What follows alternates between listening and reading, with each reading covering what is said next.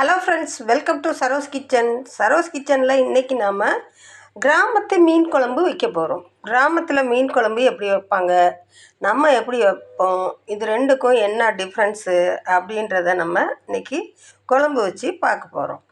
அவங்க வைக்கிற குழம்பு பார்த்திங்கன்னா ரொம்ப ரொம்ப டேஸ்ட்டாக இருக்கும். அதில் ஒன்றுமே சேர்க்க மாட்டாங்க. சும்மா மிளகு, சீரகம், மிளகாய், அரிசி, கொஞ்சோண்டு பொட்டுக்கடலை இப்படியெல்லாம் சேர்த்து அரைச்சி ஒரு குழம்பு வைப்பாங்க பாருங்கள். சாதம் இந்த பக்கம் வடிச்சிக்கிட்டு இருக்கும், இந்த பக்கம் குழம்பு கொதிச்சிக்கிட்டு இருக்கும். பார்க்கும்போதே நமக்கு ரொம்ப ரொம்ப ஆசையாக இருக்கும்.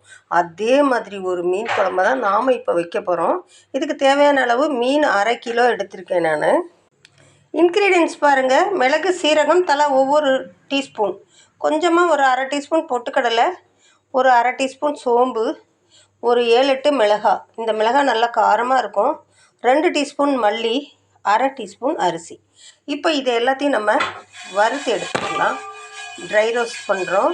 மிக்சியில் போட்டு அரைச்சி எடுத்துகிட்டு வந்துடுறோம்.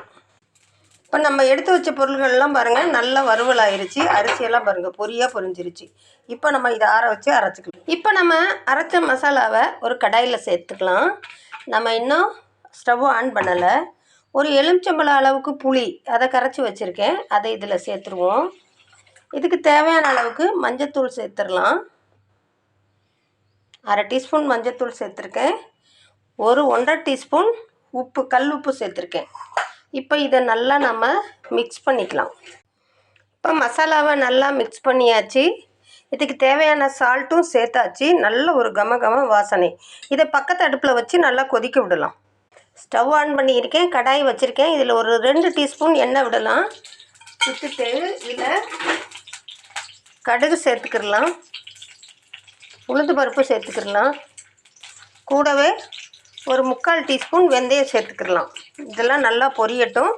பொரிஞ்சதையும் ஒரு 15 சின்ன வெங்காயம் கட் பண்ணியிருக்கேன், 2 தக்காளி, பூண்டு இதை சேர்த்து நல்லா வதக்கிக்கலாம்.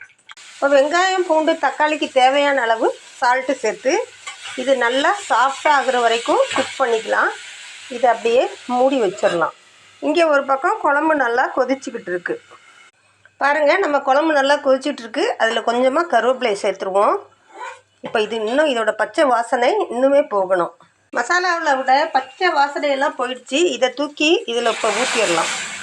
இந்த குழம்புல ஊற்றி மீனை போட்டு இறக்குனோம்னா மீன் குழம்பு ரெடி.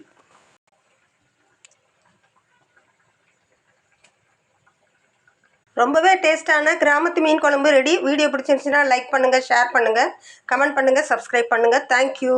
மீண்டும் சந்திப்போம்.